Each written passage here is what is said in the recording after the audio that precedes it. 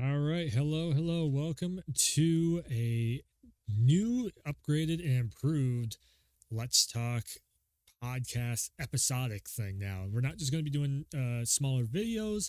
We're going to touch upon multiple subjects, multiple games, multiple, everything in the new and improved big old version of Let's Talk. This isn't just going to be a little 10-minute video, 20-minute video thing. This might go for an hour. We're going to talk about multiple things across the whole industry. Now, this is new, upgraded, and improved. As you can see, a little bit of a rebranding up there. There we go. It's up there with the Let's Talk logo. First time in since I started doing the Let's Talk series. The Let's Talk series has been, it's been the one constant on the channel. I've been doing it for years at this point, so I figured it is about time that we do a little bit of a rebrand, do a little bit of an upgrade. Do not fear, though. The Let's Talk series is going to stay with the gaming industry. It is going to stay with probably, it's in that realm of tech, but it's basically mainly majority the gaming industry is what Let's Talk is all about. We are going to be sticking with that. We're going to be doing that. So, as you can see up over there, we have a whole bunch of news to get to, so let's jump into it. So, a new look for the PS5 console this holiday season. So, PlayStation, they have dropped the sort of bombshell thing. It's not really bombshell because we had heard about it, we heard rumors of it, but what I was saying was they probably wouldn't be bringing out any like slim or pro version of the consoles, which again, it's not really a slim. I guess it is a slim, smaller design version of the console, but overall it's not like it's a downgrade in the hardware specs. To me, a slim version would be something like a downgraded hard drive space, or something in that realm of like, you're bringing the price down and dropping the hardware one way or the other, so you can end up, maybe it's an all digital version with no hard drive and it's only a streaming console. The Xbox has something like that coming out. So this is not a pro version. There is no upgraded hardware. It is the same hardware, but let's see here. So as the holiday season approaches, we are excited to share that we have a new PS5 model launching to address the evolving needs of players. Our engineers and design team collaborate on a new form factor that provides greater choice and flexibility. The same technology features that the PS5 is best to play are packed into a smaller form factor, along with a attachable Blu-ray disc drive and 1 terabyte SSD for internal storage. So the same way that you can, it comes with a terabyte storage system. The same way that you can actually put more storage into the PlayStation, the launch version of the PlayStation at this point now, the 2.0 version of the PS5 has an extended, the extended hard drive bay. You can also put the disc drive on it, so you can end up buying the disc drive. Actually, let's so the new PS5 has been reduced in volume by more than 30%. The weight has gone down by 18%. And that's 24% compared to the previous models. So it is a smaller unit. It is a smaller version of the PlayStation. Here's another new screen we're working with right now. So this is like the new full screen version thing. So as you can see right here, the PlayStation 5, it is, so this is the hard drive. Right there in the middle, and then on the right hand side of the image you can see basically the cover that snaps on. So just like you have the cover on the regular PS5 that you take it off, you can end up snapping the covers on. So it has like 4 covers on it. There's a line right down the middle on it. You can see the top 2 smaller covers on the top of the PlayStation are shiny now, and then you have the matte finish on the lower covers of the system. So again, it's a bit of a redesign. It is like that halfway mark. I think Spider-Man 2 is really the spot where it's like, okay, do we need a full-on like PlayStation 5 Pro version of the system or not? I think that's basically when you're going to be really seeing the question really show up is, can like Spider-Man 2 still push the PS5 and it kind of get the performance out of Spider-Man 2 that they really want. So you can end up buying the Blu-ray disc drive for the CD drive for the PS5 later on. If you get the digital version of it, it's going to cost $80, 80 USD, 120 euro. Ooh. So yeah, you can end up buying it in the store if you want to play your disc version of games later on. For right now, I mean, the only real reason why you would need a disc drive whatsoever at all for a console in this day and age when everything is basically digital is if you want to go down to the store and pick up games on the cheap, that are used. They possibly have scratches and such in them, but yeah, it's available. And you can end up picking it up from PlayStation Direct, of course. Am I going to personally upgrade to this new version of the console? Probably not, because the stats and the hardware on the inside of the console is the exact same thing as what I'm already running. There's no need for me to do it. So yeah, it's $500 price points for the disc drive version of it. $550 for the digital version in U.S. currency. That is. It's the same price, same hardware. They did upgrade I don't know if it's an upgrade. What do you want to call it? The stand for the PlayStation. I like it. It's got some chrome on it. The one that I currently have sitting here, it's all black. It functions really well.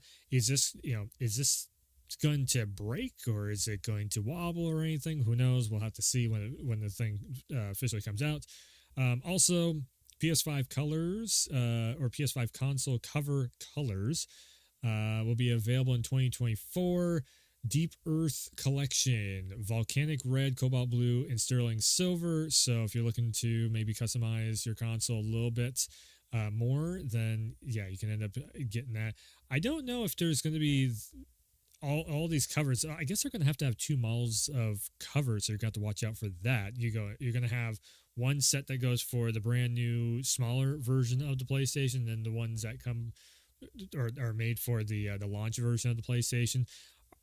I guess we're calling this the PS5 2.0 at this moment. All right. Well, no, everybody's calling it the PS5 Slim. So I guess we'll just call it the Slim because it is a smaller version of the console. Okay. So going on in other news in the gaming sphere, yes, Activision Blizzard King officially finally joins Xbox. The Xbox brand now has a whole lot more studios that they have bought and paid for. To call anything of Xbox Blizzard King Development Studios first party for the Xbox, I find it to be a little bit laughable because they did not make these studios, they bought them. So it's like, to me, I'm just like, yeah, the Xbox fanboys, they can rejoice all they want or this fact and everything. So the statement put out is, we love gaming, we play games, create games, and know first, why is everything in white? Jeez, Phil. So know firsthand how much gaming means to all of us individuals and collectivity as a community. Today, we officially welcome Activision Blizzard and their teams to Xbox.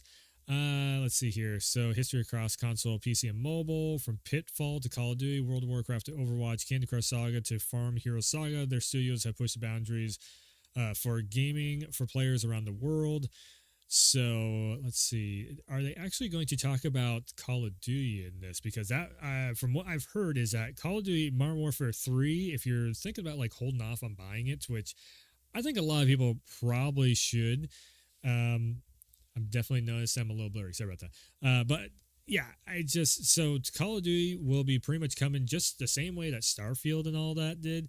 Apparently, Modern Warfare 3, the rumblings, the rumor mill stuff behind the scenes is saying that MW3 might be coming to Game Pass in like 3 or 4 months from now. So what I would say is just hold off on buying MW3. Plus, also, we'll get into another reason, like ethically, morally, kind of, you could say, you could hold off on buying MW3, but also the main issue of it being that it's basically just DLC for MW2, because it is technically the original MW2 maps. All of them are there in MW3, so they didn't really do they already did the MW3 maps, so now they're trying to take Modern Warfare 3 Remake And I don't think anybody can really, go against me for calling Modern Warfare 3 a remake, because they are retelling the story, they're remaking it.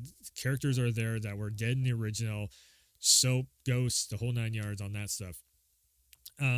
So yeah, basically every Call of Duty going forward, because of the official acquisition of Activision Blizzard, I'm thinking that we're going to be seeing all of them launch day one on Game Pass. Is Sony going to still have, special treatment and all that stuff of, betas and everything first? Well, MW3's betas are happening first on the PlayStation, then going over to other consoles or other platforms, I guess you could say.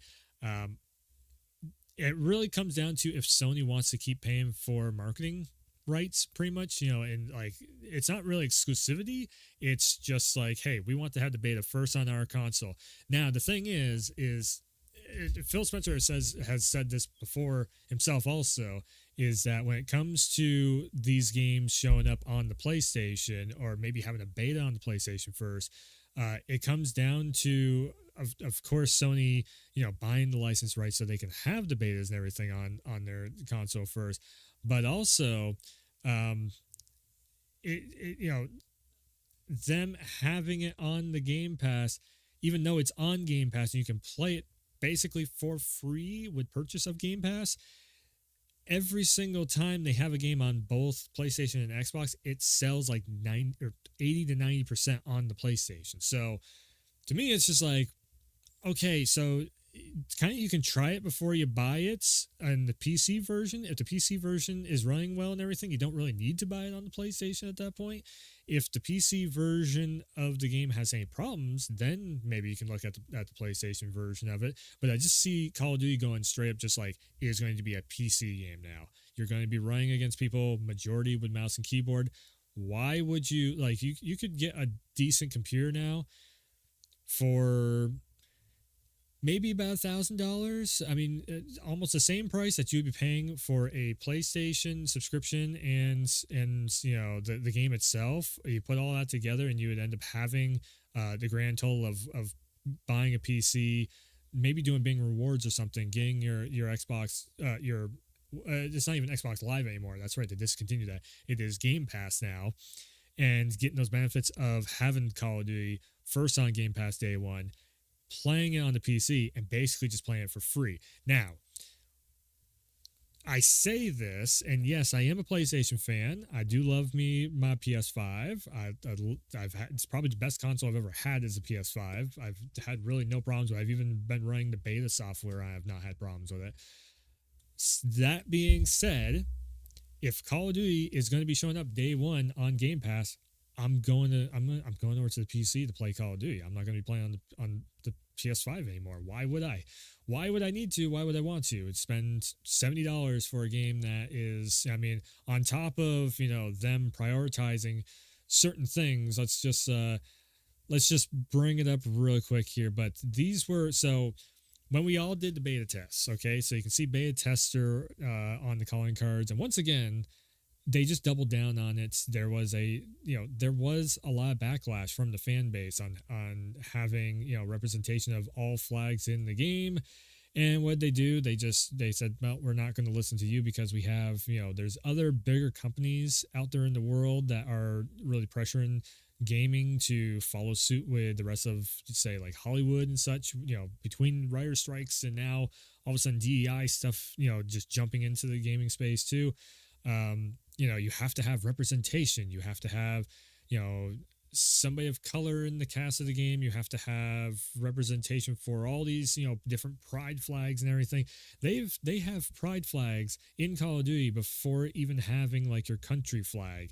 And to me, the representation there just doesn't, that's ridiculous. Like, give me, if you're going to have the pride flags in there, give me an American flag. Let me see a Canadian flag in there. Let me see an Australia flag. Let me see a Union Jack for the Brits and the UK's, flags all over the Ireland's to, I don't want to have to name off every single country, but you get what I'm saying. Like, give me all those. If you're going to be doing representation on with flags and all that stuff, then how about all of the different flags for all the different religions also? Like, if you're going to do it for one, you better be doing it for all. So going back to this, let's just keep going. So, like I said, Call of Duty, play it for free on Game Pass. Maybe that's not such a bad idea.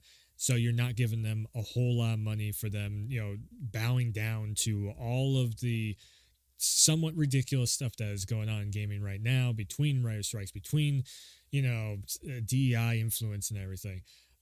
So get back to this though. I've long admired the work of Activision Blizzard and King and the impact they've had on gaming, entertainment, pop culture. Whether it was late nights spent playing Diablo 4 campaign with friends from start to finish, gathering the entire family in the rec room for our weekly Guitar Hero nights, and that's him bringing up Guitar Hero. Of course, they're going to try and bring every single old licensed game that they can have license rights to. Now, Guitar Hero, that's an interesting one. So a lot of people were saying like, oh, I bet you any amount of money that they're going to try and bring Guitar Hero back. Even I was saying it on stream of like, when I was doing the legacy run of Guitar Heroes. So to me, I don't see how they could actually do Guitar Hero, because a lot of the license rights for Guitar Hero was like 10 years ago. Okay, so when it comes to music license rights, that is such a minefield to go through and like figure out, which record company, like if you were to try and redo the Beatles Rock Band or something, just to as an example, or actually more, to keep it into the Guitar Hero landscape, to redo like Guitar Hero Van Halen. Who owns the license rights? Is it the Van Halen estate? Is it is it David Lee Roth? Is the record company owning all the license rights? Is do they own parts of it or something? There's such a nightmare when it comes to music license rights, and that's the reason why you get all the stuff about DMCA and everything else, saying like don't use music if you don't own it and all that. There's a reason why these platforms always really push for that. They like to flag your content, take it down, and everything else. So when it comes to Guitar Hero, even Tony Hawk also, it's like, do they own everything to actually put all these games, make new versions of it, to bring them back, to reboot them, to do whatever like that?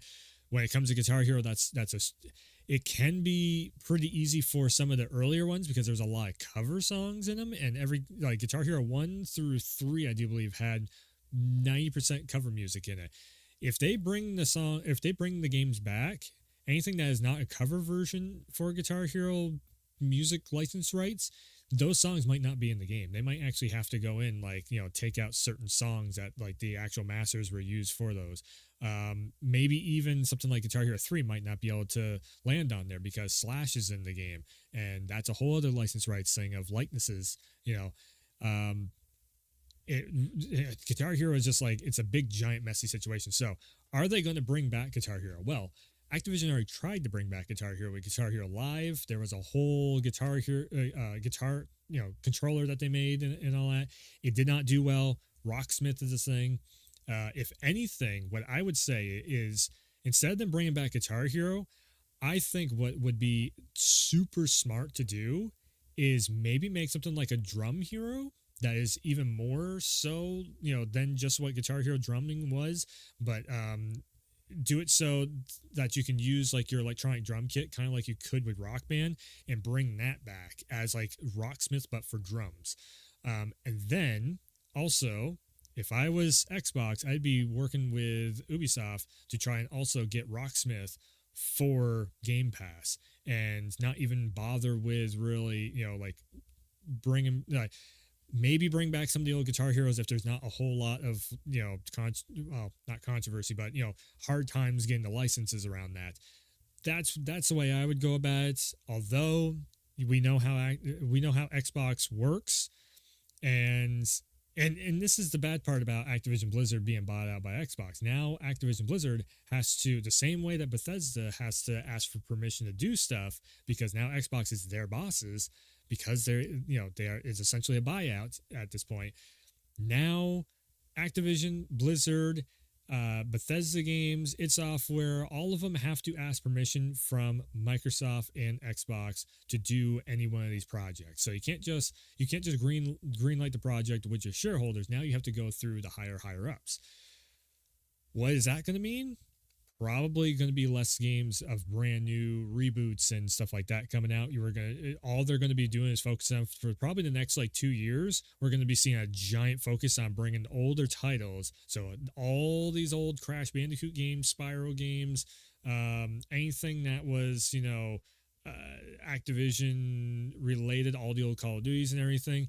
Now you're going to be sitting there saying like, oh yeah, let's bring back Call of Duty. Well, if you remember, the old lobbies used to be hacked to hell and back, especially if we are doing the PC versions of the games. It is absolutely not what you remember it. I've seen these games in action. They do not run very well in modern day time. Also, just you have such a better connection in Call of Duty now than you ever did before because of rollback netcodes and such. The old netcode sucks. It's bad. When you go back and try and play on it, it is terrible. Compared to what we have now, it is old ancient technology on that. We're talking 10 years ago, it's on, and some of the Call of Duty titles is 20 years ago at this point. So yeah, there's a lot there that, maybe Doom 2016 would be kind of cool to see. Well, no, that's Bethesda. Sorry. Oh god, what is an Activision title? I guess Insane Trilogy, Crash Bandicoot, the Reignited Trilogy of Spyro games, Crash Bandicoot 4 coming up on the Game Pass. That'd be really cool to see more player base jump in on it, but I feel like everybody's already checked it out. So again, where this is giant news of, yes, they went through months and months of court cases and they finally won all the lawsuit and court cases, and there was document leaks and everything, which is, again, that's another huge, just blow for Xbox with this whole thing of their whole 4-year plan got leaked. So everybody knows that there is a new fully digital console in the works. There's plans of, just to bring old titles onto Game Pass. Phil Spencer has said in the leaked emails and everything that if in 4 years and this next Xbox console that they're working on, if it doesn't do really well, the Xbox, brand that is just going to change up anyways, and they're going to get out of making new games and they're just becoming a storefront, which we're already seeing that with Game Pass. It makes sense that Phil Spencer would be saying that and talking about that. So to pivot back slightly, like a couple minutes ago when I was talking about all the, the pride flags and everything being in Call of Duty. Okay, so we're going to have a couple different discussion points here. So I'm going to bounce off from Alana's video here that she made. Too ugly. It also happened with Aloy in Horizon Zero Dawn, which is the last time that I addressed this, but also recently happened with the protagonist of Fable, or at least who we're assuming is the protagonist of Fable. You don't really know anything about that game yet, which sucks. I'm so excited about it. But this is similarly definitely got a lot of heat for being not hot enough, which I find to be like a little bit funny in the case of Fable because its characters have always been goofy looking. But I will say though, in the case of Fable, like, okay, yes, they always are goofy looking, but it definitely seems like there is kind of this trend going around the gaming industry, and also it stems from Hollywood and everything too, like we just seen with the Snow White and the Seven Dwarfs, controversy stuff. It just, that character reminds me so much of what they did with Snow White. Alongside that, it's like, we can't have females looking too feminine because how dare you? And it comes back to, all the pride stuff. It comes back to, how DEI and everything is like, well, if females are too feminine, then there's another type of female that doesn't feel included. And, it's just a constant back and forth struggle of like, what is representation? What is equality? What is all that stuff? So again, we have been seeing this over the last few years coming into the gaming industry. And there's a reason why, because when you start to see a lot of the developers that work behind the scenes, there is a lot of, the LGBT supporters. There's a lot of the feminist movement that's in the gaming industry because, again, gaming is a giant art form.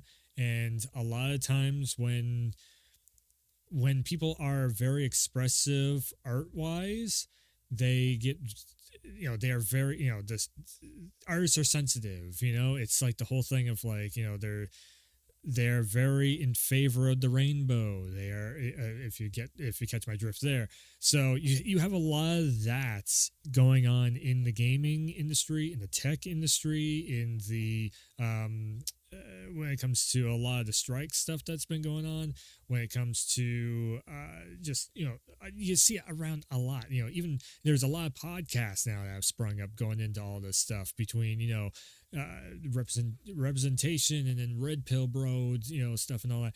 Whether or not you get into any of that stuff, whether or not you hear about that stuff on a daily basis, it is there, and it is starting to kind of wiggle its way into the gaming industry. Another thing to bring up too, to keep in mind while we hear one or two more points in this, is that how many females are starting to look exactly the same, and it always comes down to that like very crazed feminist movement kind of type of we are women, we are proud movements that is going on, where every single one of the women, they had the buzz side, side shaved head, the flippy hairdo that's going over and all that, and they all kind of start to look the same, which is kind of funny. Now, listen to what Alana is going to be saying about who she is working with a lot of times in the game development field here. But for Mary Jane specifically, Insomniac came out and said that they are using the exact same face model. The face model has not changed. And again, this is a still that's supposed to look kind of like a yearbook photo. Yes. I mean, I think a lot of video game characters look kind of unsettling when you have them posed in a photo mode kind. Which, in all honesty, when it comes to Mary Jane, I think she looks fine. She looks like a regular woman. I don't see any problem with Mary Jane. There's just a lot of female characters that seem to be, they're bringing down the feminine look for the women in the gaming industry, or the women characters in the gaming industry, and they are trying to make them look more rugged and such, which is like, you don't need to do that. It's weird.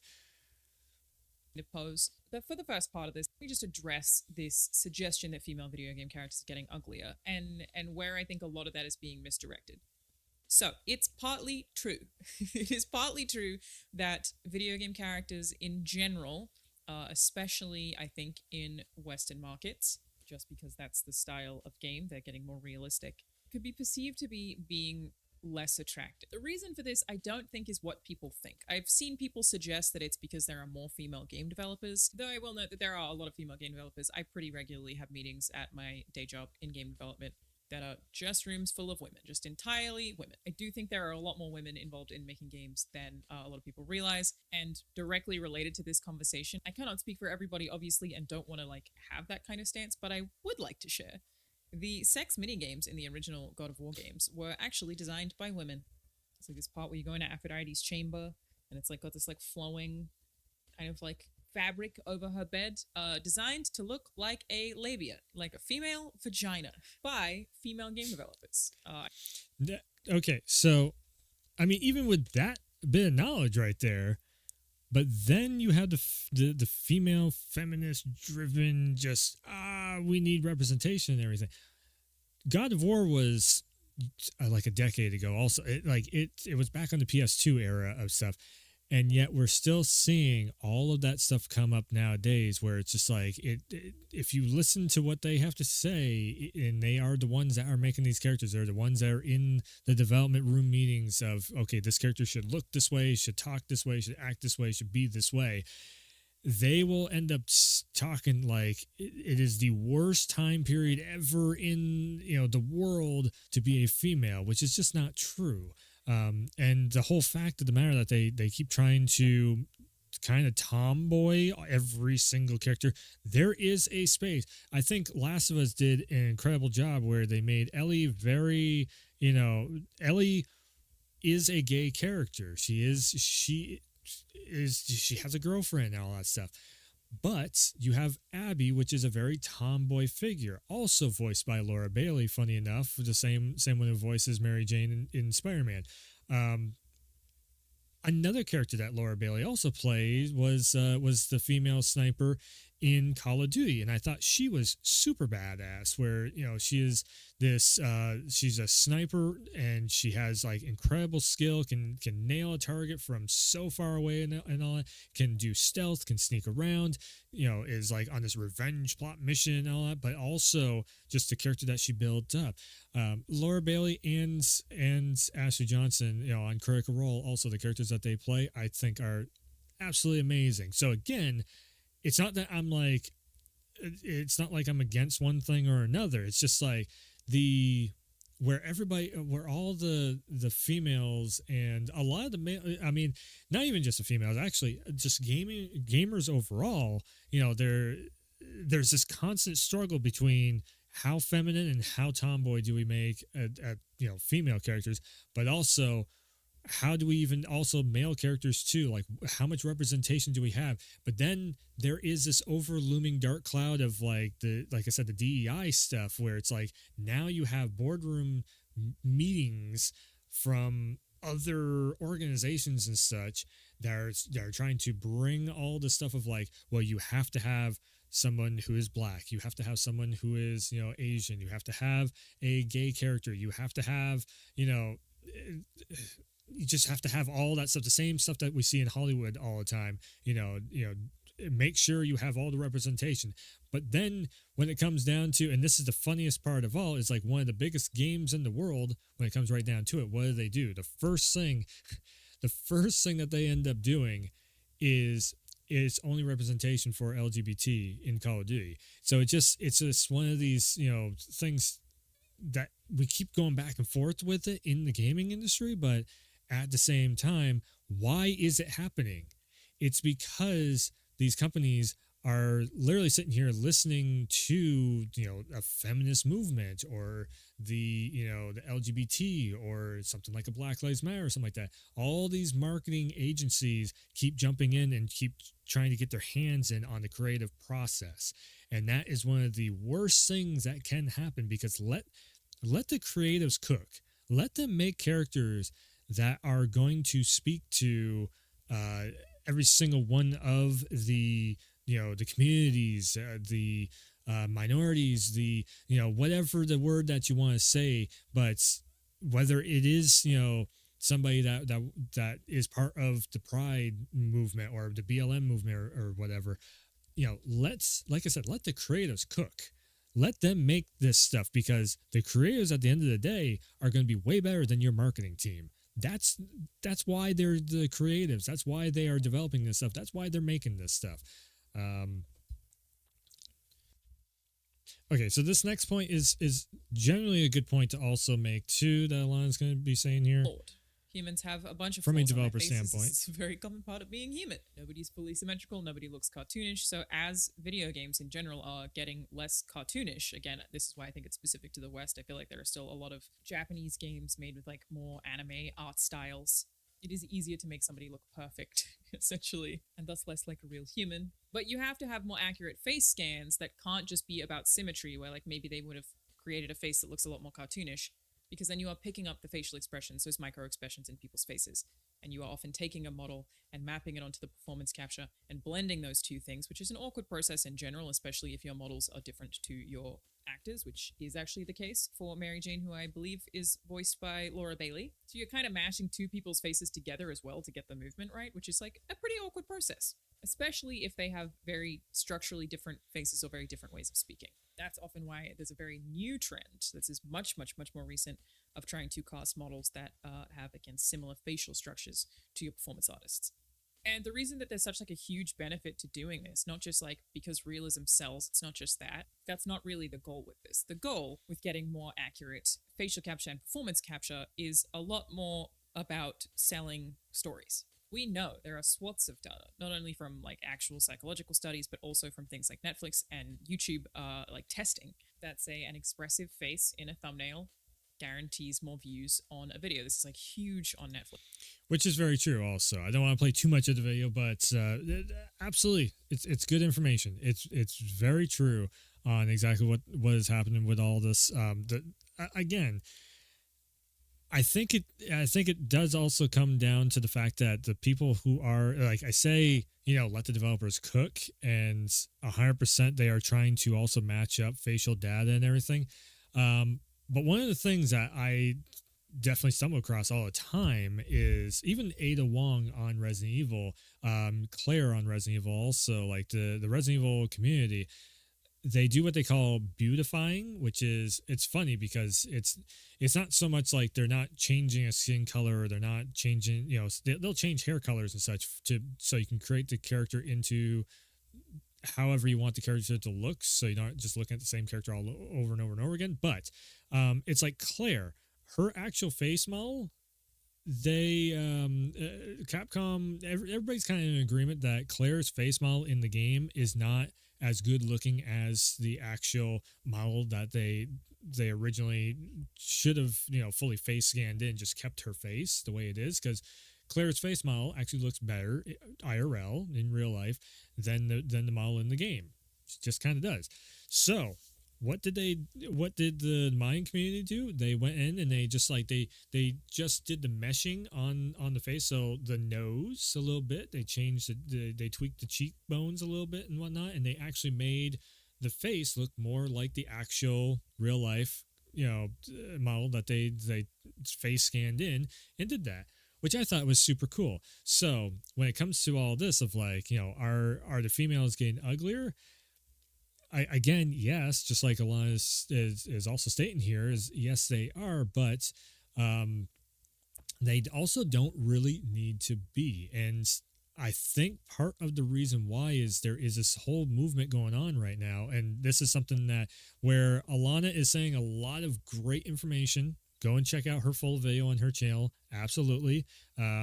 What I think she is missing though in this, and it's just something that for some reason people in both Hollywood and like California, whether you're working in the gaming industry or you're working in like short films or art or whatever, there's something that they keep missing in California. Is stunning. She's a beautiful woman. But in order to like sell the idea that she was badass, which is like another trope that I think is kind of played out with female characters at this rate. Mm-hmm. It's like you just have to be badass. And what they mean by that generally is just like hard and masculine. Like usually the selling point for badass, strong female character just means like sort of acts a bit like a man. And even that, I mean, what does that even mean? Like a stereotypical man, very stoic, a little bit grumpy, a little bit bitchy, and like attitude, doesn't take shit from nobody. And it's like just super one note. Like I do think there's a place for those characters, and I do think there are a place for women who act like that, and there are women who act like that in the real world.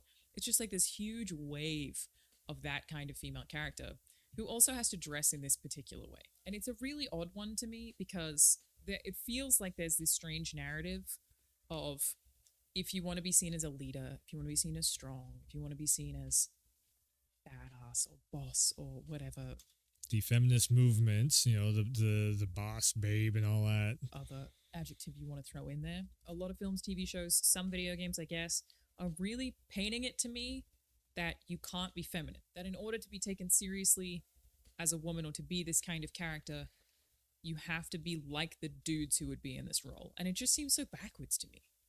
Again, my preference is a very boring one, and it is in favor of diversity. I would prefer to have multiple options.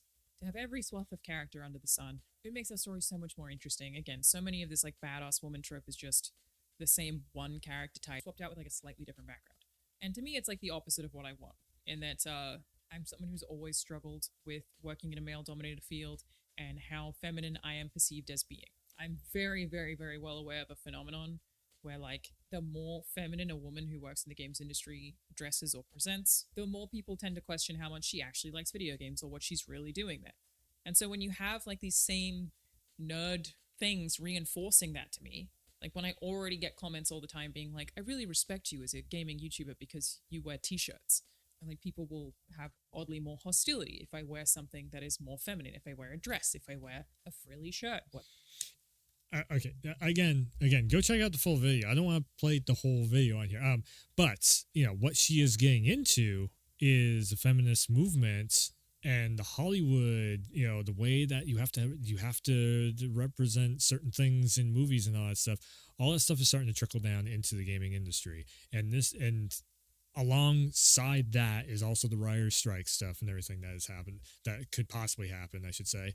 Um, so there's a lot of like kind of Hollywood elitism that is trickling into the gaming industry, and I think that if we don't start talking about that stuff when we let it get out of control, the same thing will happen with the gaming industry, because it already has been happening with a lot of different characters.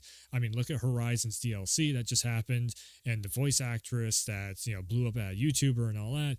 If we don't want if we don't want the gaming industry to turn into what Hollywood turned into, where everything has to be this certain specific style of a storyline and, cater towards all these different specific character traits and whatnot, then yeah, like we need to start talking about this stuff in the gaming industry and make sure that, we do keep a diverse set of characters, but that we aren't falling into the trope of like, well, you have to have that style. Okay, it's like if I'm playing a military game, I want it to be all rugged dudes that are going into battle, that are, let's hold the front line. I want there to be one of them that's a smart ass cracking jokes, one of them that is the leader, one of them that, is the stoic silent type and all that, the different dude mentalities. If there is a game where it's like, female assassin, I would love to see her be very smart, be, have a little bit of a sexy edge that she can use, whenever she needs to be able to sweet talk her way through one area and then be very rough and rugged in another area, to be very, to be very focused in on the objective and all that stuff. Is it so much to ask that we have diverse character traits like that happening? Right now, again, yeah, we are seeing the same type of character over and over and over again, and everybody's like, video games suck and movies suck and all that stuff. Well, why is it? Because they are getting pigeonholed into having to write the same character over and over and over again to keep up with this DEI mentality of, everybody needs representation. Everybody needs to be, in this storyline like that. I wanted to end off the first major episode of this. So there's a couple games that came out. So we'll end off with this. So Forza Motorsports came out, and it definitely feels a lot like Gran Turismo. So very quickly, Forza Motorsports is basically a reboot of the Forza franchise. It is on Game Pass. If you have PC Game Pass and you have a steering wheel pedal, highly recommend hooking up a steering wheel pedal. Just give it a once over, especially if you have played Gran Turismo on the PlayStation. You're going to feel mostly right at home with this. I still think Gran Turismo is the better game because just of quality of life changes that Gran Turismo really has over the top of Forza. Also, the car selection I think is maybe slightly better.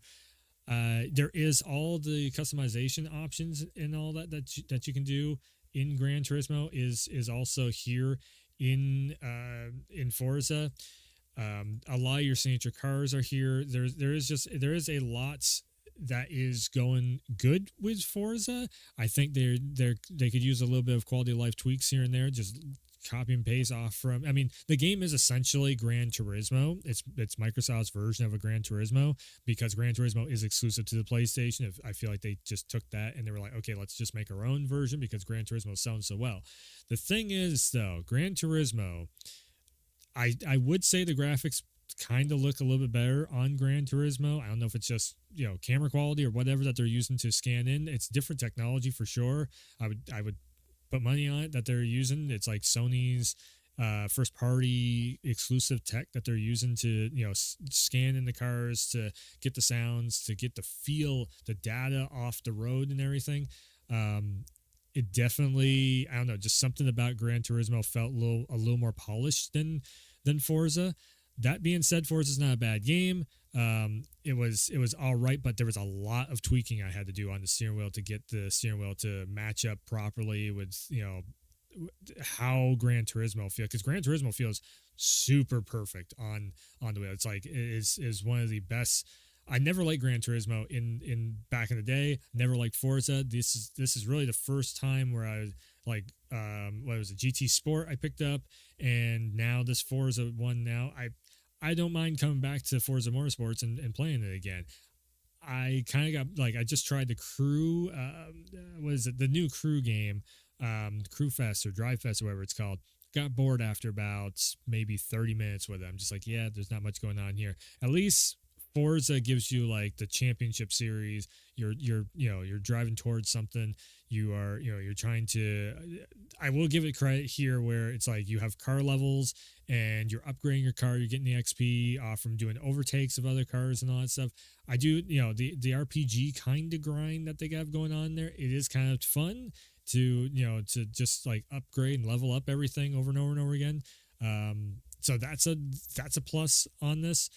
What I recommend checking out Forza if you have Game Pass. I would, if you have both a PlayStation and a PC, because why would you have an Xbox at this point? I would highly recommend checking out Gran Turismo over top of Forza. But if you are like diehard, just like I want something on the PC, I would still recommend Forza, just not over the top of Gran Turismo. It's going to be like that's going to be the big battle. I can already tell because they are so similar. So another game that just came out too is Assassin's Creed Mirage, and Assassin's Creed Mirage, it does have a lot of the Ubisoft store stuff in there where you spend $10 on a 4 outfit pack or whatever. You can. A lot of the stuff is in the game though. There is still some mythical stuff. I know that they were talking a lot about how they wanted to bring the series back to the roots, and this definitely feels like the game started out as something that was like in the roots of Assassin's Creed 1. They do have like the Ginny in here, which is like what kind of doesn't make any sense for a more rooted in reality Assassin's Creed. With that being said, if you have played the old Assassin's Creed 1 or 2 or Brotherhood or any of the Ezio collection or any of that stuff, you are going to be feeling a lot more at home with this one than you did with maybe a Valhalla and everything. But there is still the Dark Souls-ish kind of combat in this. So in one way, it kind of goes back to it because the stealth feels very stealthy, but also you have the Souls combat, so it's a little bit of like both worlds hitting at the same time. Decent sized map. I was seeing something about that. This is like one of the best selling Assassin's Creeds now. This definitely feels like it started out as being like a remastering of sorts of the first Assassin's Creed game with Altair in it.